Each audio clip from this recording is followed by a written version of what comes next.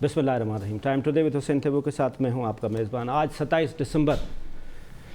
दिसंबर का महीना हमारे मुल्क के लिए बदनसीब महीना है। ये वो दिसंबर है जिसमें सानिया ढाका हुआ, ये वो दिसंबर है जिसमें APS का इंसिडेंट हुआ, ये वो दिसंबर है जिसमें 27 तारीख को पहली दुनिया की मुसलमान वज़ीर आज़म की शहादत हुई।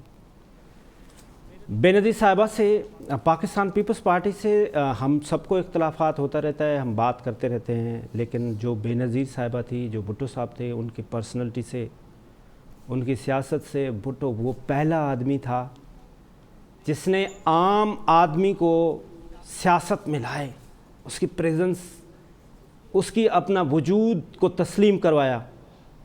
भुट्टो साहब के दौर में जब दोबारा इलेक्शन हो रही थी तो लाहौर के सड़कों पे एक झाड़ू लगाने वाला झाड़ू लगा रहा था। एक जर्नलिस्ट ने पूछा वोट किसको देंगे, उसने कहा जी भुट्टो। उसने कहा ये क्या बात हुई, आप जब भुट्टो नहीं था तो उस वक्त क्या करते थे? उसने कहा झाड़ू लगाता था। बोला आप क्या करते हैं? बोला झाड़ू लगाता हूँ। बोला फिर जी भुट्टो क्यों? उसने कहा जी भुट्टो इसलिए कि पहली मर्तबा है जो पाकिस्तान की पॉलिटिक्स ड्राइंग रूम से निकल के झाड़ू वाले तक तो आई है।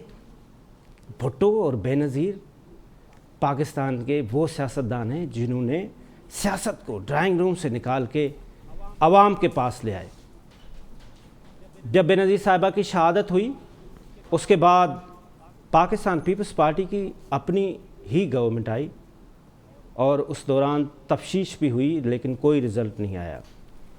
आज उस इंसिडेंट को 14 बरस गुज़र गए हैं, अभी तक कातिल कौन की तलाश में है। सबसे बड़ा जो इसमें डेवलपमेंट हुआ वो UN से इन्वेस्टिगेशन कराई गई और UN ने उसको कंक्लूड करके दिया। हम इस पे भी तफसीलन बात करेंगे और बेनज़ीर साहिबा की पर्सनैलिटी पे भी बात करेंगे, इस पे भी बात करेंगे कि क्या आज पीपल्स पार्टी जुल्फ़िकार अली भुट्टो की पीपल्स पार्टी है, बेनज़ीर शहीद की पीपल्स पार्टी है। इस तमाम बातों पे हम डिस्कस करेंगे। इसके साथ साथ हम बात करेंगे कि पाकिस्तान तहरीक इंसाफ का मुसलसल ग्राफ गिरता जा रहा है। वो अभी हमने हालिया देखा पेशावर में जो लोकल गवर्नमेंट के इलेक्शन हुए, जहाँ पे PTI का हब समझा जाता था, वहाँ PTI को बुरी तरह से शिकस्त हुई। आज चीफ जस्टिस साहब ने कराची केस में मुर्तज़ा वहाब साहब को बुलाया। सख्त किस्म के आर्गूमेंट्स हुए। पहले चीफ जस्टिस साहब ने फरमाया कि आपको हम हटाया जा रहा है, उसके बाद मुर्तज़ा वहाब साहब ने उस पर माफ़ी मांग ली और उसके बाद मुर्तज़ा वहाब साहब को दोबारा कराची का एडमिनिस्ट्रेटर लगाया गया। इस वक्त हमारे साथ एक मुस्तनद तरीन आदमी हमारे साथ मौजूद हैं जो बेनज़ीर साहिबा के साथ बहुत क्लोज़ रहे हैं। पाकिस्तान पीपल्स पार्टी से उनका बहुत पुराना वाबस्तगी है। बेनज़ीर साहिबा के थिंक टैंक में भी रहे हैं। उन्होंने आज आर्टिकल भी लिखा है बेनज़ीर भुट्टो की 14वीं बरसी, उस पर हम तफसीलन बात करेंगे। हमारे साथ मौजूद हैं डॉक्टर मिर्ज़ा अख्तियार बेग साहब जो किसी तारुफ़ के मोहताज नहीं हैं, बिज़नेस एनालिस्ट हैं, बिज़नेस लीडर हैं, इसके साथ साथ सीनियर वाइस प्रेसिडेंट थे FPCCI के। सर आपका बहुत बहुत शुक्रिया डॉक्टर साहब, आपने हमें टाइम दिया। आज आपने बेनज़ीर साहिबा के ऊपर एक आर्टिकल भी लिखा है, क्या आप समझते हैं कि ये बहुत बड़ा लॉस था इस मुल्क का, और आपके साथ जो बेनज़ीर साहिबा की वाबस्तगी थी वो हमारे नाज़रीन से शेयर करें। देखिए ये आपने बिल्कुल सही कहा कि बहुत बड़ा लॉस था, लेकिन उसका क्वांटम डिफ़ाइन नहीं कर सकते क्योंकि वो लॉस में जितना आप सोचते जाएंगे वो लॉस उससे बड़ा होता जाएगा, क्योंकि ऐसे लीडर सदियों में पैदा होते हैं। ये वो लीडर होते हैं जो कौम की डेस्टिनी बनाते हैं। हमें क़ायद आज़म मोहम्मद अली जिन्ना एक लीडर मिले थे जिन्हें पाकिस्तान बनाया, और उसके बाद जुल्फ़िकार अली भुट्टो और उनकी साहबजादी शहीद जुल्फ़िकार अली भुट्टो हमें अल्लाह ताला ने दी थी, जिन्होंने पाकिस्तान को एक नए रास्ते पे लेके जा रहे थे। आपने देखा इस मुस्लिम उम्मा को सबको पहली बार यहाँ पे जमा करा लाहौर इस्लामिक कॉन्फ्रेंस में। आपने देखा ऑयल फॉर वेपन का नारा लगाया भुट्टो साहब ने, तो लरज़ उठे अमेरिकन और यूरोप और वेस्ट कि ये कौन आदमी आ गया, कितनी गहरी बातें कर रहा है कि हम तेल को हथियार के तौर पे इस्तेमाल कर सकते हैं सऊदियों को اور خلیج کے اور جو آئل پروڈیوسر کنٹری ہیں ان کو کہا. اور پھر وہ لوگ اس دن سے پیچھے پڑے ہوئے تھے اس پورے خاندان کے, وہ چاہتے تھے کہ ختم کر دیں اس خاندان کو. اور ہمارے اپنے لوگوں نے بھی پھر اس میں ساتھ دیا, ان کے ساتھ مل کے کانسٹیٹوئنسی میں انہوں نے بھٹو کو بھی لٹکایا, اور پھر شہید بینظیر بھٹو کا شہید کا قتل ہوا, ان کو مشاہدت ان کو شہید کیا گیا. بھٹو خاندان میں یہ دیکھیں کہ کتنا بڑا دل ہے کہ 3-4 شہادتوں کے بعد, پہلے بھٹو صاحب کی ہوئی, بے نظیر بھٹو کی ہوئی, پھر ان کے بھائی کی پیرس میں ہوئی, پھر مرتضیٰ بھٹو صاحب کو شہید کیا گیا. اس کے باوجود بھٹو خاندان نے یہ فیصلہ کیا کہ بلاول بھٹو زرداری جو ہے سیاست میں جائیں گے. میں سمجھتا ہوں کوئی اور خاندان اگر ہوتا تو وہ کہتا کہ بھئی آپ جائیں باہر اور یہ سیاست پارٹی میں دوسرے لوگ سنبھالیں گے. لیکن یہ انہوں نے خونوں کی قربانیاں دے کے, اپنی جانوں کی قربانیاں دے کے اس ملک کے لیے جمہوریت کو زندہ رکھا. تو ایک تو یہ بہت بڑی علم فکری ہے, فلسفہ ہے کہ یہ خونوں کو دیکھتے ہوئے بھی ایک نوجوان کو جس کو اردو بھی پوری طرح بولنا نہیں آتی تھی, اس کو انہوں نے سیاست کے میدان میں کہا کہ نہیں, اس ملک میں ضرورت ہے آپ کی. یہ تو ایک بات. بیوی سے میری بڑی قریبی تعلقات تھے, وہ 16 بار ملک سے باہر گئیں تو 14 بار مجھے لے کے گئی تھی, اس میں ترکمنستان, اس میں کوریا, اس میں لنڈن, اس میں اسپین, اس میں 2 بار موروکو, یہ سب ممالک تھے. انٹوراج کا میں ان کا حصہ تھی. ان کی اسٹائل ہوتی تھی کہ وہ رات کو 12-1 بجے کے بعد کام ختم کر کے چکلالہ کے ایئرپورٹ سے اپنے اسپیشل پلین میں ٹیک آف کرتی تھیں. اور جب پلین ٹیک آف کرتا تو وہ آتی تھیں, ہیلو بیگ صاحب, ہیلو شاہ صاحب, ہیلو شیخ صاحب, اور وہ جو ان کو کام دے دیتی تھیں کہ صبح ناشتے پہ ملیں گے. تو وہ تو چلی جاتی تھیں, سو جاتی ہوں گی. ہم لوگ پھر ٹائی بھی نہیں اتار سکتے تھے, پھر ہم صبح کے لیے نوٹ بنا رہے ہوتے تھے, کہاں کیا پریزنٹیشن میں کیا اسپیچ ہے, وہاں کیا ایکسپورٹ ہے, کیا امپورٹ ہے, جو بھی جس کا تعلق بنتا تھا اس کے حساب سے. تو انہوں نے بہت کچھ سیکھا میں نے ان سے. سیاست میں وہی لانے والی تھیں, میرا کوئی ارادہ نہیں تھا. اور 2 الیکشن لڑوائے, 2002 کے اور 2008 کے. اور 2008 میں آپ نے دیکھا کہ مجھے جوائنٹ کینڈیڈیٹ انہوں نے بنایا تھا, پیپلز پارٹی کا اور مسلم لیگ نون کا. سلیم ضیاء ہمارے مقابلے میں کھڑا ہو رہے تھے تو اس کو نواز شریف صاحب نے میرے حق میں بٹھایا. پھر ہم نے اسے صوبائی کینڈیڈیٹ 213 سے جس سے آپ لڑے ہیں, ہم نے اپنا لیا. پھر ANPP اور تمام پارٹیاں میرے حق میں بیٹھ گئی تھی, کوئی کینڈیڈیٹ نہیں تھا. 60,000 ووٹ لیے, ہم جیت گئے. ری کاؤنٹنگ ہوئی, وہ بھی جیت گئے. لیکن ججمنٹ سے 1 دن پہلے کچھ سچویشن ایسی تھی کہ زرداری صاحب کو فون آیا گھبرائے ہوئے کہ جی کیس کو واپس لو, ججمنٹ نہیں ہونی چاہیے. پتہ چلا وہ کولیشن گورنمنٹ جو بن رہی تھی MQM کے ساتھ, ان کی یہ شرط تھی کہ یہ سیٹ ہمیں دیں NA 250 کی. اور میں کسی صورت میں دینے کو اس لیے تیار نہیں تھا کہ میں نے بیوی سے وعدہ کیا تھا کہ بلاول ہاؤس کی کنسٹیٹوئنسی حلقہ آپ کا ہے, ہم اس کو اچھا بیگ صاحب, اگر بینظیر صاحبہ ہوتی تو وہ اس پہ عمل کرتی؟ جو بیوی کبھی بھی وہ اصولی تھیں, اور وہ یہ کولیجن وغیرہ سیاست کے حصے ہیں, لیکن وہ ایک سیٹ جو ان کی خواہش تھی کہ بلاول ہاؤس جہاں ہے NA 250 پیپلز پارٹی کی جیتنے کے بعد وہ کسی کی جھولی میں نہیں ڈالا. جو بلیک بیری ملا جو زرداری صاحب کے پاس تھا, وہ آخری ٹیکسٹ میسیج بھی بینظیر صاحبہ نے آپ کو کیا, وہ کیا تھا سر؟ وہ انہوں نے میسیج مجھے یہ کہا کہ جب انہوں نے سلیم ضیاء کو بٹھایا اور 113 سے ہمارا کینڈیڈیٹ جو تھا ذوالفقار قائم خانی, اس کو بولا آپ بیٹھ جائیں, تو یہ سب کچھ کرنے کے بعد انہوں نے نواز شریف صاحب سے بات کی کہ 1 سیٹ ہم جوائنٹ لڑیں گے تاکہ پتہ چلے کہ جمہوریت کے سفر میں ہم ساتھ ہیں, ایک میسیج جائے. تو مجھے انہوں نے یہی کہا کہ آر یو ہیپی ناؤ, جب وہ بیٹھ گیا تھا وڈرا کرا تھا, you must win this set.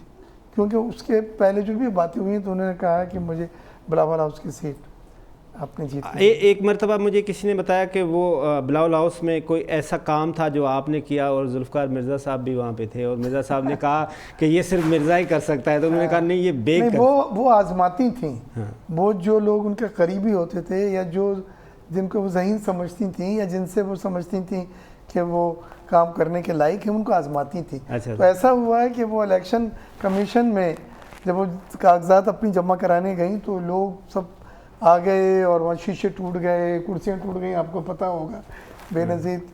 تو یہاں سے وہ ایک دم سے گاڑی سے بھاگی ہم سب کو لے کے بلاول ہاؤس, ایک خاص کمرہ ہے وہاں پہ لائٹ جلا کے ریڈ, ہم سب اندر بیٹھے تھے جتنے سینئر لیڈر.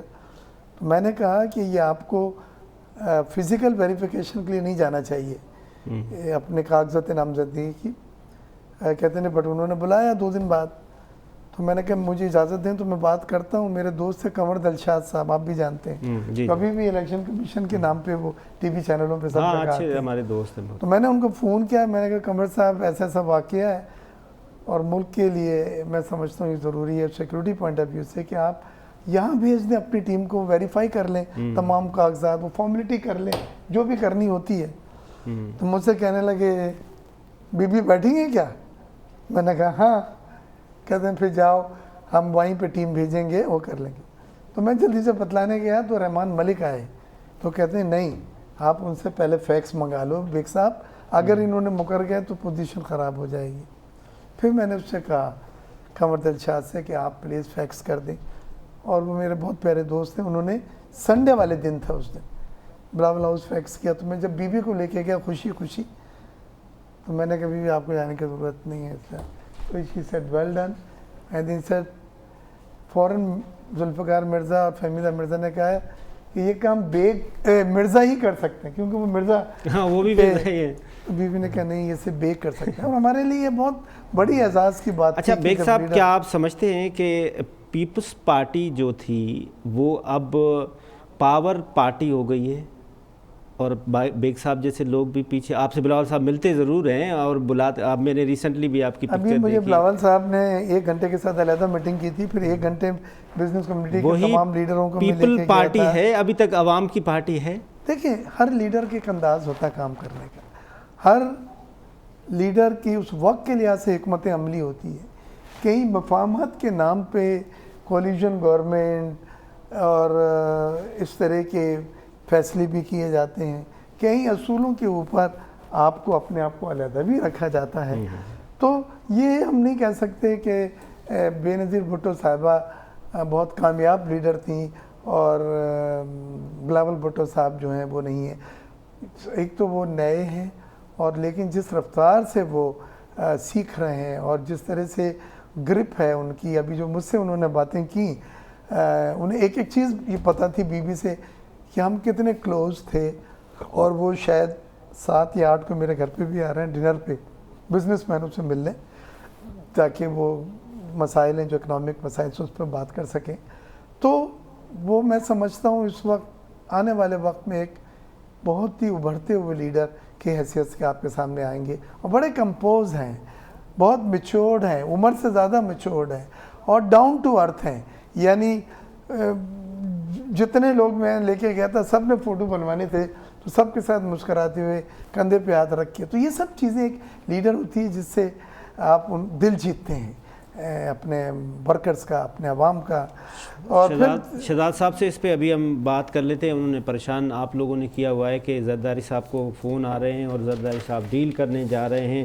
آج سلیم صافی نے بھی ٹویٹ کیا ہے کہ زرداری صاحب برسی میں کیوں نہیں ہیں, زرداری صاحب اسلام آباد میں کیا رہے ہیں. شہزاد بھائی آپ تو ویل ایکسپیرینس, آپ کے پاس تو 200 کی ٹیم تھی اور آپ تو نیا پاکستان میں تبدیلی لا رہے تھے سر, پھر یہ کیا ہو رہا ہے سر پشاور کے الیکشن میں؟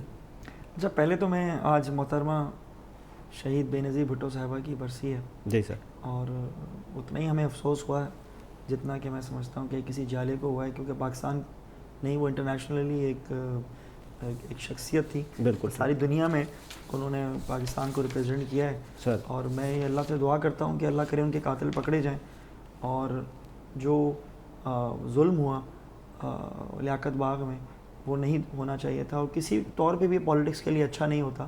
اور میری تو دعا ہے کہ اللہ تعالیٰ, ابھی سندھ گورنمنٹ نہیں کی ہے تو اللہ کرے کہ یہ کچھ کریں اور قاتلوں کو گرفتار کریں. برسی بنانا اچھی بات ہے, ان کو یاد کرنا اچھی بات ہے, وہ عوام کے دلوں میں تھیں, لیکن اب جو مین یہ ہے کہ اس ملک میں کبھی قاتل گرفتار نہیں ہوتے اور نہ قاتلوں کا پتہ لگتا ہے, جو کہ ہونا چاہیے. اچھا اب آپ نے بات کی تو ہمیں تو کوئی پریشانی نہیں ہے, تو نیا پاکستان تو خطرے میں آ گیا سر پشاور. نہیں اللہ نہ کرے پاکستان کبھی خطرے میں آئے, نہ نیا ہے نہ پرانا پاکستان کبھی خطرے میں آئے. ہماری ماشاءاللہ حوصلے بلند ہیں.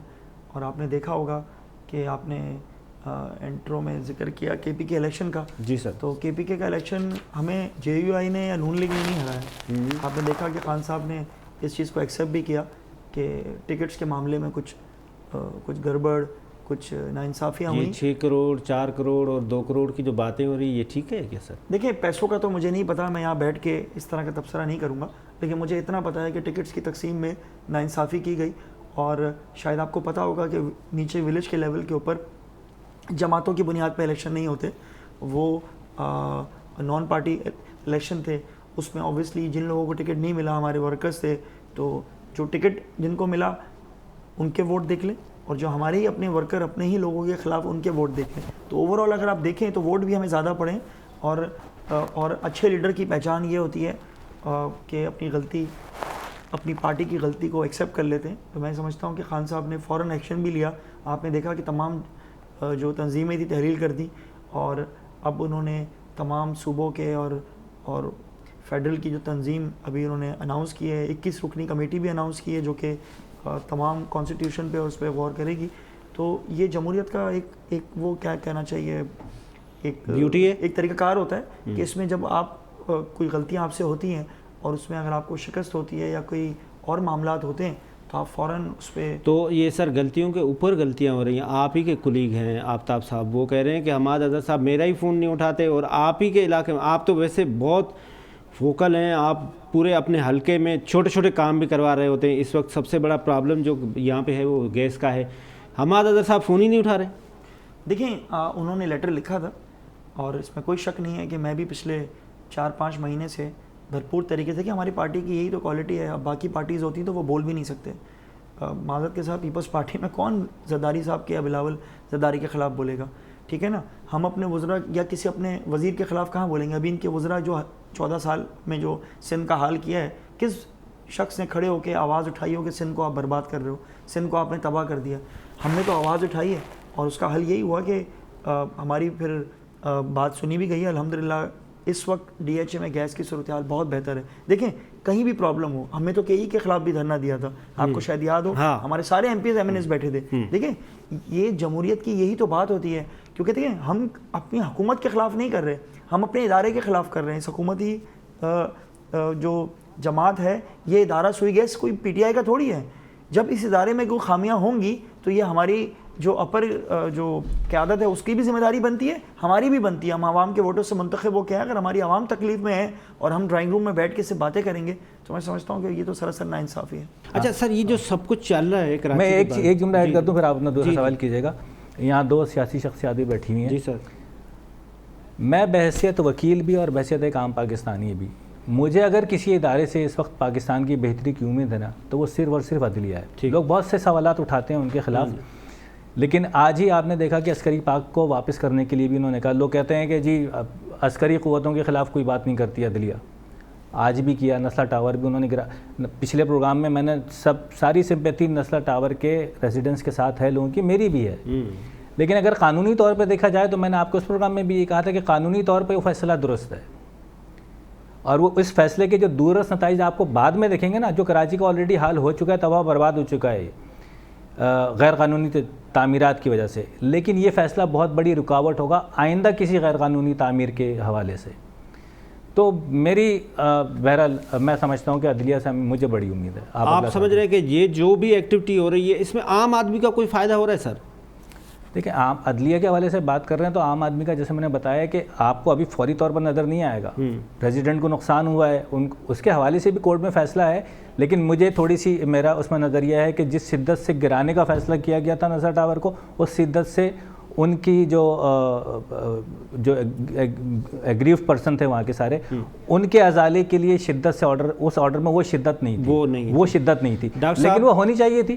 اور میں امید کرتا ہوں کہ یہ آئندہ بہتر ہوگا معاملہ. ڈاکٹر صاحب یہ کیا ابھی اس وقت جو ہے وہ پیپلز پارٹی کی آپ لوگوں کی ڈیل ہو گئی ہے اداروں کے ساتھ, جس کے تحت زرداری صاحب بار بار ایک بات کہتے ہیں کہ جناب وہ ہمیں بلا رہے ہیں تو آپ حکومت گرانے جا رہے ہیں؟ سر پہلی چیز تو یہ ہے کہ پی ٹی آئی کا جو گراف جس تیزی سے گر رہا ہے اور مینلی مہنگائی اور معاشی بحران جو ہے وہ اس کی وجہ ہے، اور روپے قابو میں نہیں آ رہا ہے، مہنگائی انفلیشن ڈبل ڈیجٹ پہ چلی گئی ہے، اور جو ابھی منی بجٹ آنے والا ہے جو پیش کرنے والے ہیں اس میں نئے ٹیکسز لگ رہے ہیں، 350 ارب روپے کی جو ٹیکس کی مراد دی ہوئی تھی وہ وڈرا ہو رہی ہیں۔ جب وہ وڈرا ہوں گی تو کھانے پینے کی اشیاء پہ بھی وہ ٹیکسز لگ جائیں گے جو انہوں نے ابھی نہیں لگائے ہوئے۔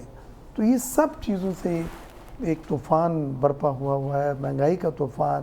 یہ غریب آدمی بالکل اس کے سمجھ میں نہیں آ رہا ہے کہ وہ کس طرح سے سانس لے۔ تو ان حالات کو دیکھتے ہوئے کوئی بھی سیاسی جماعت ہو وہ اپنی حکمت عملی طے کرتی ہیں، اور Peoples Party matured national party ہے، ہمارے ہواری بھی ہیں، ہمارے اتحادی بھی ہیں، ہمارے اتحادی رہے بھی ہیں، کچھ ایسے بھی اتحادی ہیں پی ٹی آئی میں جو ان سے خوش نہیں ہیں اور وہ اب راستہ بدلنے کی بات کر رہے ہیں، راستہ چینج کرنے کی بات کر رہے ہیں، اور پیپلز پارٹی انہیں نظر آ رہی ہے۔ تو ملاقاتیں اور باتیں یہ سب ہو رہی ہیں۔ تو یہ کوئی نئی چیز نہیں ہے کہ جب سامنے والی پارٹی ویک ہو جاتی ہے، جب اس کے پیر لڑکھڑا جاتے ہیں، تو اس وقت آپ کے لیے ایک بہتر موقع ہوتا ہے کہ اگر آپ گنتی کا نمبر اپنے پورے کر سکیں تو آپ حکومت جو ہے تو آپ بدل سکتے پی ہیں۔ ڈی ایم کا پارٹ ہیں یا پیپلز پارٹی انڈیویجولی فائٹ کر رہی ہے؟ ابھی تو ہم نے آپ کو بتلایا کہ پی ڈی ایم کا پارٹ نہیں ہے، لیکن اصولی طور پہ کچھ ایشوز پہ کامن ایشوز جو ہیں وہ ہم پی ڈی ایم کی مدد بھی کر رہے ہیں۔ جیسے پی ڈی ایم نے مہنگائی کے لیے جب جلسے نکالے، جلوس نکالے، احتجاج کیے، تو ہم نے بھی اپنے ورکرز کو، لوگوں کو، کیونکہ ہمارا بھی مسئلہ مہنگائی ہے، تو ہم نے ساتھ دیا۔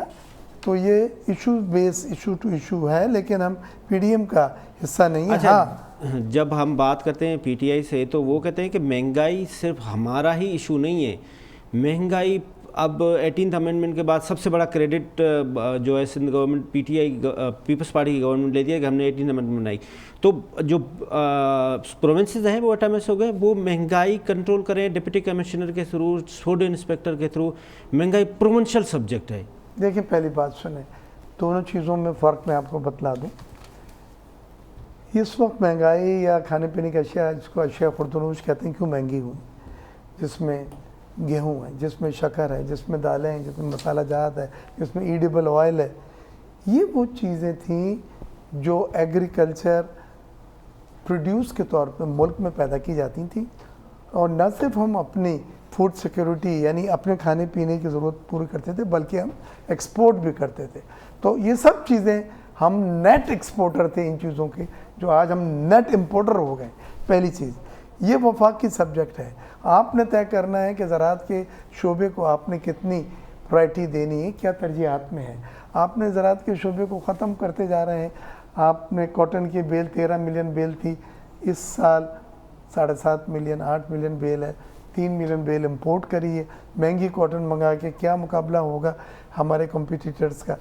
اسی طرح اور ایشیا میں بھی آپ یہ دیکھ رہے ہیں کہ ہماری جو معیشت ہے اس میں 62% خدمت کا شعبہ آ گیا، جس کو سروس سیکٹر کہتے ہیں، 19% مینوفیکچرنگ سیکٹر جس کو صنعت کہتے ہیں، اور 19% جو ہے آپ کا زراعت کا شعبہ ہے جو ایگریکلچر سیکٹر کہلاتا ہے۔ تو آپ کا فارمیٹ بدل گیا ہے۔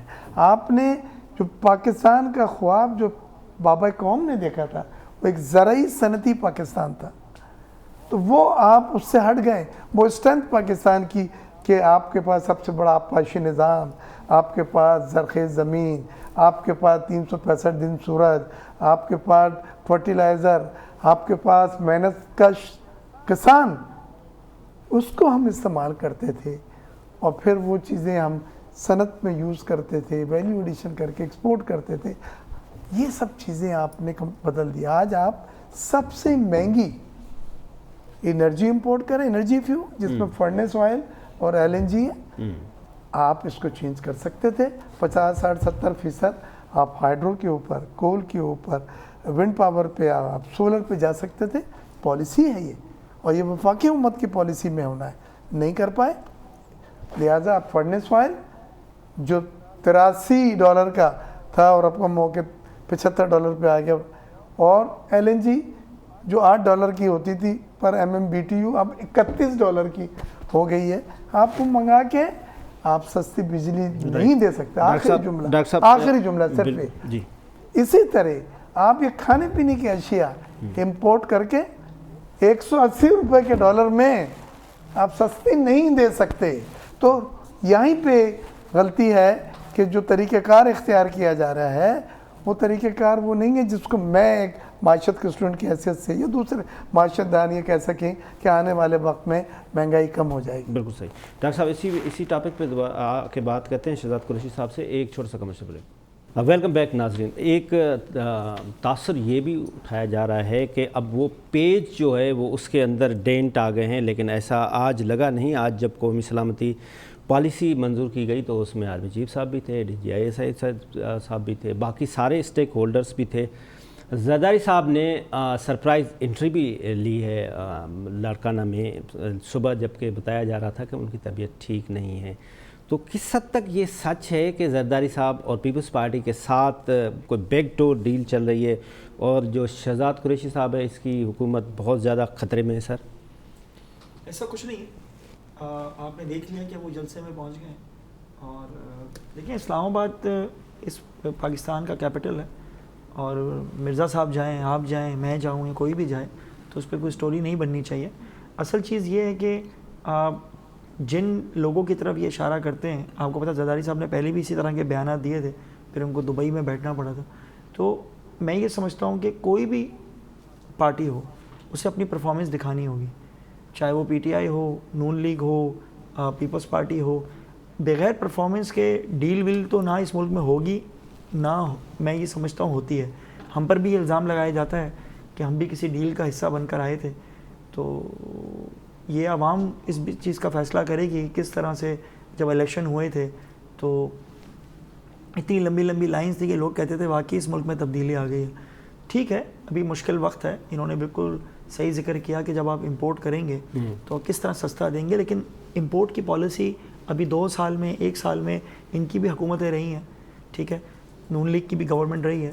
تو زرعی ملک ایسا تو نہیں ہے نا کہ 6 مہینے میں زرعی ملک نہیں رہا. یہ تو پچھلی کسی بھی ملک کی 15 سال 20 سال کی پالیسیز ہوتی ہیں, چاہے وہ زرعی پالیسیز ہوں, معیشت کے حوالے سے ہوں, اوور آل ہوں. یہ جو ہم جو کچھ بھی بھگت رہے ہیں نا, یہ پچھلی گورنمنٹ کی جو شارٹ ٹرم پالیسیز, وقتی طور پہ ڈالر کو کنٹرول کرنا اور چیزوں پہ کوئی توجہ نہیں دینا, اور جتنے اس وقت مہنگے پلانٹ ہیں جس پہ ہم پہ یہ الزام لگایا جاتا ہے کہ فرنس آئل اور وہ کر رہے ہیں, یہ کس کے دور میں لگے؟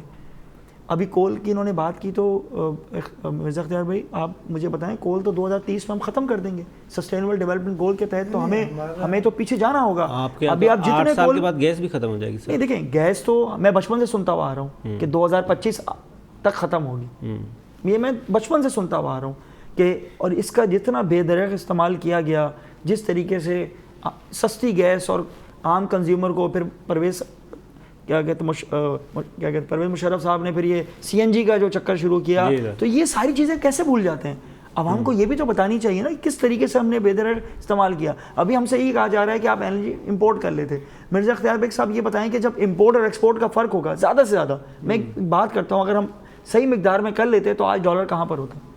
ڈالر کیا زرداری صاحب کے دور میں لاک نہیں رکھا گیا, کنٹرول رکھا گیا, مشرف صاحب کے دور میں کنٹرول رکھا گیا, نواز شریف کے دور میں کنٹرول رکھنے کی اس کو کوشش کی گئی. آپ اگر آرٹیفیشلی طور پہ دنیا میں یہ بتانا چاہتے ہیں کہ ہمارا ڈالر کے مقابلے میں ہماری کرنسی مضبوط ہے, جبکہ اندر سے معیشت بالکل کھوکھلی ہو چکی ہو, تو آپ کس طرح سے عوام کو آپ فیس کریں گے؟ آپ 64 یا 62 تھا, اگر میں مرزا صاحب اگر میں غلط ہوں تو پلیز ٹھیک کیجیے گا, مشرف دور میں لاک تھا, سب کو پتا ہے وہ لاک تھا. لیکن یہ ہے کہ انفلیشن بھی لاک تھی. جی سر, ڈالر کو آرٹیفیشلی ایک لیول پہ رکھنا کے لیے یہ کرنا پڑتا ہے, جب ڈیمانڈ آتی ہے ڈالر کی تو آپ اپنے ریزرو سے وہ مارکیٹ میں ڈالر پھینکتے رہتے ہیں. ہم نے جو اسحاق ڈار کا وقت تھا اس میں بلینس آف ڈالر ریزروز کے جو کم ہوئے تھے وہ مارکیٹ میں گئے تھے کہ ڈالر کی ڈیمانڈ نہ بننے پائے, جتنی ضرورت تھی اس سے زیادہ مارکیٹ میں ڈال دیتے تھے. یہ غلط طریقہ ہے اور یہ فیلڈ طریقہ ہے. مارکیٹ میکنزم پہ ہونا چاہیے, ڈیمانڈ اینڈ سپلائی میکنزم جس کو کہتے ہیں اس پہ چلنا چاہیے. آپ کے ریزروز اتنے ہوں کہ ڈالر اس کے وجہ سے رکا رہے اور روپی مستحکم رہے. ریزروز اگر آپ کے پورے نہیں ہوں گے, ریزرو 4 چیزوں سے ہوتے ہیں, کوئی 5ویں چیز نہیں. ڈاکٹر صاحب ابھی ہمارے ایک منٹ ذرا میں کہہ دوں, صرف export, remittances, foreign direct investment, اور اگر ان تینوں سے پورا نہیں ہوا تو چوتھا ہے لون IMF ورلڈ بینک سے. بس. اچھا, میں ایڈوکیٹ صاحب کے پاس جاؤں گا, لیکن آپ سے میں آخری ایک سوال, یہ اس وقت جو ہم کرائسس فیس کر رہے ہیں اسی طرح سے ٹرکی بھی فیس کر رہا ہے. یہ رجب طیب اردگان اٹھ کے صبح کان سے پکڑ کے یہ اپنے جو ہے وہ ڈالر کو نیچے لے آتا ہے. جواب میں بالکل دینا چاہوں گا, یہ کائنڈلی یہ دیں پلیز. یہ میں دیکھیں اردگان نے وہاں پہ لوگ کیا کرتے تھے کہ ڈالر خریدا اور اپنے لیرا بیچے, ڈالر لیا, ڈالر میں جیسے پاکستان میں ہو رہا ہے. اس نے دیکھ, میں قوم میں بتلا رہا ہوں, جی قوم میں اس نے ایک اعلان کیا کہ آج ہم ڈالر کو بیچیں گے اور لیرا میں سرمایہ کاری کریں گے, لیرا میں اپنے انویسٹمنٹ رکھیں گے. آپ کو پتہ ہے, میں آن ریکارڈ کہہ رہا ہوں, $900 ملین سے $1 ارب 2-3 دن میں مارکیٹ میں یہ اگر یہ میرا اگلا سوال ہے, اگر یہ ہم کیسے کریں؟ جو 15 لیرا ڈالر کے اگینسٹ پہنچ گیا تھا وہ 10 پہ آ گیا. سر یہ ہم کیسے کریں یہ بتائیں. تو یہ قومیں ہوتی ہیں, یہ لیڈر کی بات پہ انہوں نے اعتبار, پالیسی میکر پہ اعتماد ہوتا ہے. میرا ایک سوال, ہمارے ایسا نہیں. میں اس بات پہ ڈاکٹر صاحب سر آپ یہ بھی بتائیں کہ 2 ہمارے جو پولیٹیکل لیڈر تھے انہوں نے اپنے انالیسس دیے, جس طرح سے انہوں نے انرجی کی بات دی. آپ اپنا ایز اے انڈیپینڈنٹ انالیسٹ آپ کے کنکلوژن کیا ہے, خاص طور پہ جو PTI کی گورنمنٹ ابھی کر رہی ہے, وہ پچھلے والے ٹھیک کر رہے تھے یا ابھی صحیح کر رہے ہیں؟ دیکھیں, میں تو سیاستدان نہیں ہوں. جی بالکل, ٹھیک ہے. بھائی نے ایک بات کی, ڈاکٹر صاحب نے بھی ایک بات کی. بھائی کی جواب دینے کے لیے تو ان کے لیڈر کا خان صاحب کا بیان ہی سامنے لگا دیا جائے, ٹھیک, تو وہی کافی ہے. ٹھیک. جب وہ بتاتے تھے کہ اگر ڈالر $1 بڑھ جائے تو پھر کیا ہوتا ہے, تو وہ تو مجھے جواب دینے کی ضرورت نہیں ہے. اس کے حوالے سے جواب مل گیا اس کا. اچھا, آپ رجب اردگان کی بات کر رہے ہیں, آپ ایک پارٹی میں ہیں, آپ ایک پارٹی میں تیسری پارٹی کا آدمی یعنی نون لیگ. میرا سوال یہ ہے کہ تینوں پارٹی کا کون سا لیڈر ہے جو رجب طیب اردگان کی طرح پاکستان کی قوم سے کہے کہ کل اپنے ڈالر بیچ دو تو قوم بیچ دے گی؟ عمران خان. آپ کا خیال ہے؟ میں کہتا ہوں, میں تینوں کی بات کر رہا ہوں, اگر ان میں سے ترکی میں صرف اعلانات سے نہیں ہوا, دیکھیں کہا کہ پھر ہم کارروائی کریں گے, یہ بھی ہوا. دیکھیں آپ کی, میں ایک بات اور کر لوں پھر آپ جواب دیجیے. جی میں جواب. آپ کہہ رہے ہیں کہ عمران خان, میں کہتا ہوں کہ کل اعلان کر دیں, وہ 2 دن میں نتیجہ سامنے آ جائے گا. بالکل سیدھی سی بات ہے, آپ بتائیے. اچھا, پھر شہزاد صاحب نے ایڈ بھی کیا ہے کہ اس میں انہوں نے کہا ہے کہ ورنہ ہم پھر آپ کو پکڑ کے جو ہے وہ. نہیں, ایسی بات نہیں تھی, میں نے اس میں کالم, میں کہہ رہا ہوں وہ بھی کر لیں. جی سر. یہ اردگان کی خصوصیت ہے, وہ جب اس کی تخت الٹا جا رہا تھا, کو ہو رہا تھا, تو جس طرح سے اس نے آ کے اور فون سے میسیجز دیے, قوم اس کے ساتھ ہے, قوم کو اس پہ اعتماد ہے, اس کی پالیسیوں پہ اس کا اعتماد ہے. وہ کرپٹ نہیں ہے, کوئی اس کے بارے میں نہیں کہہ سکتا کہ یہ ڈالر اگر آپ بیچیں گے تو مارکیٹ سے سستے میں اٹھا لیں. تو کیا عمران خان ان کا لیڈر نام نہیں لے رہا ہے, لیکن میں یہ کہہ رہا ہوں کہ اردگان کی طرح اگر $1 ارب مارکیٹ میں 2 راتوں میں بیچ دیں تو وہ لیڈر کے بارے میں آپ کیا اعتماد اعتبار ہونا چاہیے. ہمارا ٹائم ختم ہو گیا. کیوں نہیں کر رہے ہیں یہ آپ کا لیڈر اس طرح سے عوام کو اپیل کرے جس طرح سے اردگان کر رہا ہے؟ سر دیکھیں, میں یہ سمجھتا ہوں کہ جو حکومتی اقدامات اب ہونے جا رہے ہیں انشاءاللہ آپ کو بہت جلد پاکستان کی اوور آل معیشت اور ان تمام چیزوں پر فرق پڑے گا. نو ڈاؤٹ ڈالر اوپر جا رہا ہے, اور لیکن انشاءاللہ اس کو کنٹرول بھی کریں گے, معیشت کو بہتر کریں گے. صحیح ڈائریکشن ہے. گھبرانا تو دیکھیں ہے ہی نہیں ہے, گھبرانا نہیں. پاکستانی اس ملک کی حکومت پہ انشاءاللہ ٹرسٹ رکھ رہے ہیں. انشاءاللہ کچھ مرزا وہاب کے بارے میں میں آپ کو بتا دوں, جج نے کہا تھا گیٹ لاسٹ. آپ لوگ بڑے مؤدبانہ لینگویج استعمال کرے تھے, انہوں نے وہاں پر اشتعال دلایا تھا اور انہوں نے بدتمیزی کی. اچھا بس گھبرانا نہیں پہ اس پہ آج کی اینڈنگ سر اس پہ کرتے ہیں. ہم جوڈیشری پہ کریکشن بہت ضروری ہے. گیٹ لاس نہیں کہا تھا, گیٹ آؤٹ کہا تھا. اچھا ہمارے آنریبل جج ہیں اور ہمارے ان پہ ہم کمنٹس نہیں کر رہے. باقی آج کی جو شہزاد بھائی کی کنکلوژن ہے وہ یہ ہے کہ گھبرانا نہیں ہے. اس کے ساتھ آج کا پروگرام ختم ہوا. جہاں بھی رہیں خوش رہیں, اپنے آپ کو کرونا وائرس سے بچا کر رکھیں. خدا حافظ. پاکستان زندہ باد.